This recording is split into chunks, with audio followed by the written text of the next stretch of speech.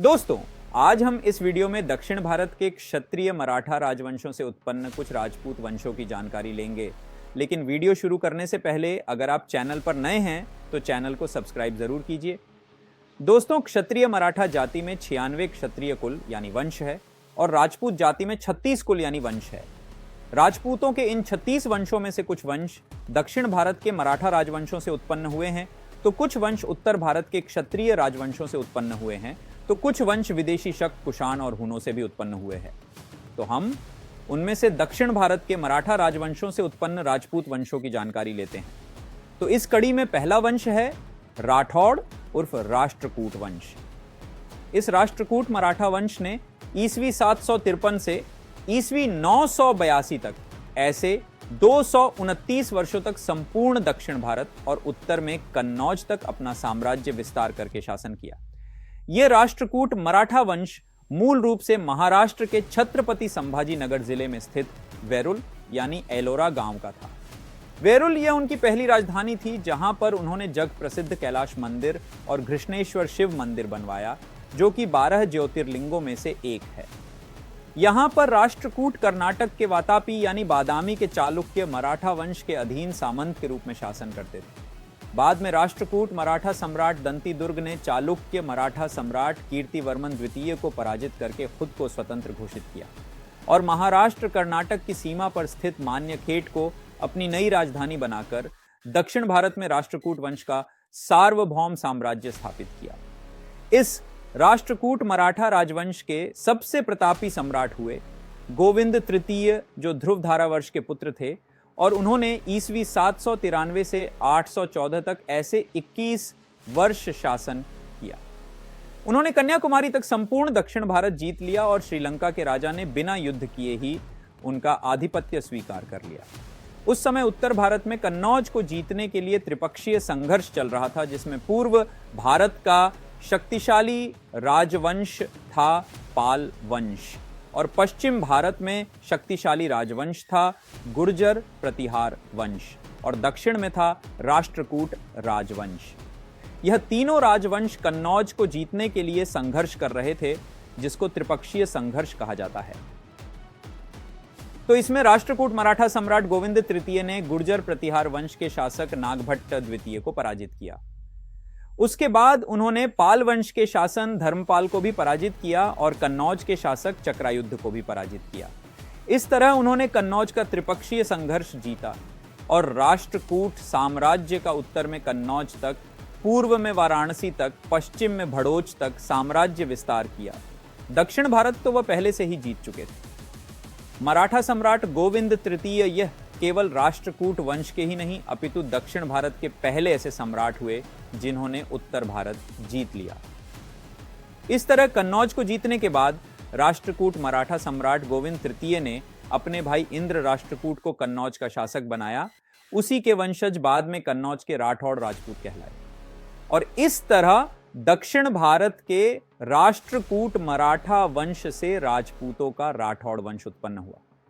दूसरा वंश है सोलंकी उर्फ चालुक्य वंश। चालुक्य वंश की 4 शाखाएं हैं। पहली और सबसे प्राचीन शाखा है कर्नाटक के वातापी यानी आज के बादामी का चालुक्य मराठा वंश। इस बादामी के चालुक्य मराठा वंश ने ईस्वी 543 से 753 तक ऐसे 200 वर्ष दक्षिण भारत पर शासन किया। दूसरी शाखा है आंध्र प्रदेश के वेंगी का चालुक्य वंश, जो बादामी के चालुक्य वंश की ही एक शाखा है। तीसरी शाखा है कल्याणी का चालुक्य मराठा वंश। यह बादामी के चालुक्य वंश के ही वंशज थे। इस कल्याणी के चालुक्य मराठा वंश ने ईस्वी 982 से 1187 तक ऐसे 205 वर्ष दक्षिण भारत पर शासन किया। चौथी शाखा है गुजरात का चालुक्य उर्फ सोलंकी वंश। इन्होंने ईस्वी 940 से 1244 तक ऐसे 304 वर्ष गुजरात पर शासन किया। लेकिन इनके उत्पत्ति के संदर्भ में मतभेद है। कुछ इतिहासकारों के अनुसार गुजरात के चालुक्य वंश की उत्पत्ति आबू पर्वत पर किए गए यज्ञ के अग्निकुंड से हुई है। यह कथा चांद बरदाई लिखित पृथ्वीराज रासो नामक ग्रंथ में आती है, लेकिन इसका कोई भी ऐतिहासिक प्रमाण नहीं है और ना ही हमारे हिंदू धर्म के चारों वेद, 18 पुराण, इन जैसे किसी भी धार्मिक ग्रंथों में भी इसका कोई प्रमाण नहीं है। तो कुछ इतिहासकारों के अनुसार गुजरात के चालुक्य भी दक्षिण के बदामी के चालुक्य मराठा वंश के ही वंशज है। तो इस दूसरे मत को माने तो चालुक्य वंशी सोलंकी राजपूत भी दक्षिण के चालुक्य मराठा वंश के ही वंशज है। तीसरा वंश है सिलार उर्फ शिलाहार वंश। इस शिलाहार मराठा वंश की 3 शाखाएं थी। पहली शाखा उत्तर कोंकण पर शासन करती थी, दूसरी शाखा दक्षिण कोंकण पर शासन करती थी, तीसरी शाखा कुंतल देश यानी कोल्हापुर पर शासन करती थी। इनमें से जो उत्तर कोंकण के शिलाहार थे उन्होंने ईस्वी 800 से 1265 तक ऐसे 465 वर्ष उत्तर कोंकण पर शासन किया। उसी समय भारत पर विदेशी अरबों के आक्रमण हुए, तब उत्तर कोंकण के शिलाहार राजाओं ने अरबों को गुजरात कच्छ तक खदेड़ा। उन्हीं के वंशज बाद में सिलार राजपूत कहलाए। तो इस तरह दक्षिण भारत के शिलाहार मराठा वंश से राजपूतों का सिलार वंश उत्पन्न हुआ। चौथा वंश है निकुंभा उर्फ निकुंभ वंश। अयोध्या के सूर्यवंशी राजा इक्ष्वाकु के 13वें वंशज राजा निकुंभ थे, जो बहुत पराक्रमी हुए, इसलिए उनके वंशज खुद को निकुंभ वंशी क्षत्रिय कहते थे। इसी निकुंभ वंश में आगे राजा बाहुमान हुए। उनके और नर्मदा नदी के तट पर शासन करने वाले हैहय वंशी राजा तालजंग। इनके बीच घनघोर युद्ध हुआ। इस युद्ध में राजा बाहुमान की मृत्यु हुई। उनके बाद निकुंभ वंश में राजा बाहुमान के पुत्र राजा सगर हुए। इस राजा सगर ने अपने पिता की मृत्यु का बदला लिया और हैहय वंशी राजा तालजंग को पराजित किया और अपना साम्राज्य विस्तार नर्मदा नदी के दक्षिण में उत्तरी महाराष्ट्र के आज के कान्हा देश यानी खानदेश क्षेत्र तक किया। इस तरह निकुंभ वंशी क्षत्रियों का आगमन दक्षिण भारत में हुआ और निकुंभ वंशी क्षत्रिय उत्तरी महाराष्ट्र यानी कान्हा देश में शासन करने लगे। और इसी निकुंभ का अपभ्रंश बाद में निकम हुआ, जो आज के मराठों के 96 कुल में से एक मुख्य कुल है। इस निकुंभ राजवंश की राजधानी महाराष्ट्र के जलगांव जिले का 40 गांव थी। बाद में इस निकुंभ साम्राज्य पर नर्मदा नदी के तट पर शासन करने वाले हैहय वंशी राजा तालजंग के वंशजों ने फिर से आक्रमण किया। तब निकुंभ वंशी क्षत्रिय बिखर गए। कुछ महाराष्ट्र के 17 और पुणे मावल क्षेत्र में गए, तो कुछ राजस्थान चले गए। वहीं बाद में निकुंभा राजपूत कहलाए। निकुंभ वंश के इतिहास पर एकमात्र पुस्तक है जिसका नाम है निकुंभ राजवंश का इतिहास। उसके लेखक है डॉक्टर हर्षनाथ सिंह।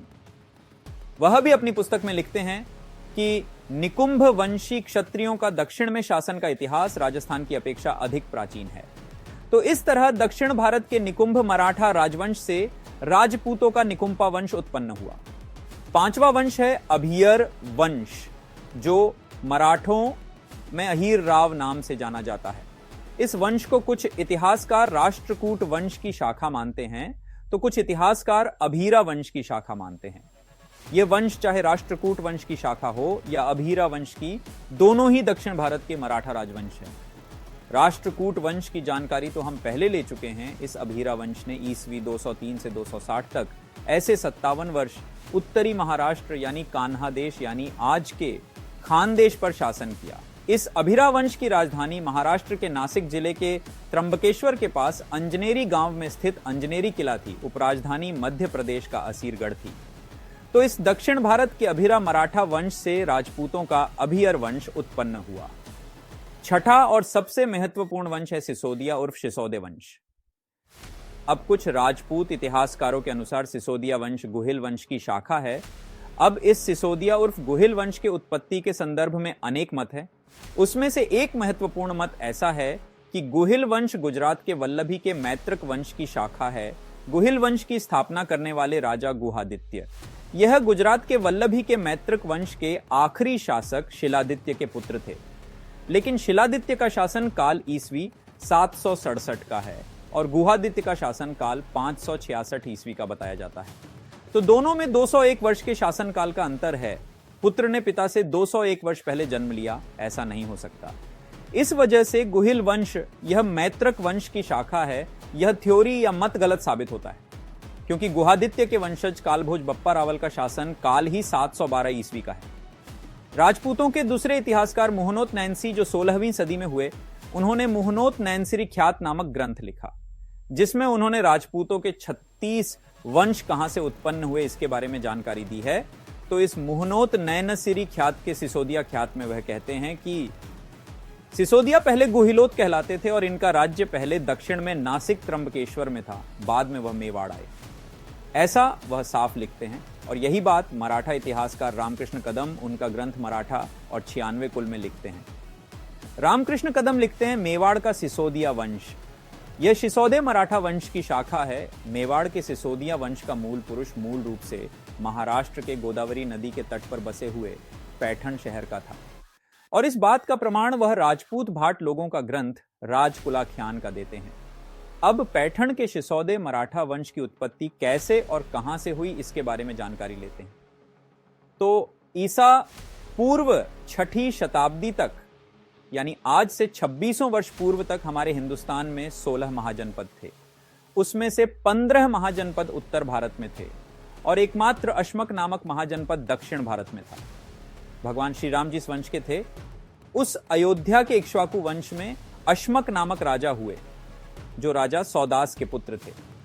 यह अयोध्या के अश्मक राजा दक्षिण भारत आए और उन्होंने एक नए राज्य की स्थापना की, जिनको उनके नाम पर अश्मक महाजनपद कहा गया। उन्होंने अपने राज्य की राजधानी गोदावरी नदी के तट पर बसे हुए प्रतिष्ठानपुरी शहर को बनाया, जिसे आज पैठण कहा जाता है, जो आज महाराष्ट्र के छत्रपति संभाजी नगर जिले में स्थित है। और राजा अश्मक के वंशजों को अश्मक वंशी कहा गया और इसी अश्मक वंश को आगे सिसोदे कहा गया। और इसी पैठण के सिसोदे मराठा वंश की एक शाखा नासिक त्र्यंबकेश्वर से होते हुए मेवाड़ गई। वहां पर सिसोदे का अपभ्रंश सिसोदिया हो गया, जिस तरह शिंदे का उत्तर में सिंधिया हो गया। तो इस तरह दक्षिण भारत के अश्मक उर्फ सिसोदे मराठा वंश से राजपूतों का गुहिल उर्फ सिसोदिया वंश उत्पन्न हुआ। तो इस तरह इस वीडियो में हमने जाना कि राजपूतों के 36 वंशों में से 6 वंश दक्षिण भारत के मराठा राजवंशों से उत्पन्न हुए हैं। राष्ट्रकूट मराठा वंश से राठौड़ राजपूत वंश, चालुक्य मराठा वंश से सोलंकी राजपूत वंश, शिलाहार मराठा वंश से सिलार राजपूत वंश, निकुंभ मराठा वंश से निकुंपा राजपूत वंश, अभीरा मराठा वंश से अभियर राजपूत वंश, अश्मक उर्फ सिसोदे मराठा वंश से गुहिल उर्फ सिसोदिया राजपूत वंश। जानकारी अच्छी लगी हो तो इस वीडियो को ज्यादा से ज्यादा शेयर करें। जय भवानी, जय शिवराय, जय महाराष्ट्र, जय हिंदू राष्ट्र।